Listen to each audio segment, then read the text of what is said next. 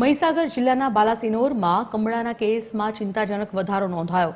અત્યાર સુધીમાં કુલ 155 કેસ નોંધાયા, જેને પગલે આરોગ્ય વિભાગ હરકતમાં આવ્યું છે। નગરપાલિકાની ગટર લાઇનમાં લીકેજ થવાને કારણે રોગચાળો ફાટી નીકળ્યો હોવાની આશંકા છે। જિલ્લા આરોગ્ય વિભાગે પરિસ્થિતિને કાબૂમાં લેવા માટે 38 ટીમો ઉતારી સર્વે હાથ ધર્યો। જિલ્લા રોગચાળા નિયંત્રણ અધિકારી સહિત તાલુકા હેલ્થ ઓફિસરો ખડે પગે છે। આરોગ્ય વિભાગે 3 દિવસમાં 31,350 લોકોનો સર્વે પૂર્ણ કર્યો છે। ગુજરાત અર્બન ડેવલપમેન્ટ વિભાગ દ્વારા પણ સર્વેની કામગીરી હાથ ધરવામાં આવી રહી છે અને પાલિકાએ યુદ્ધના ધોરણે કામગીરી શરૂ કરી છે।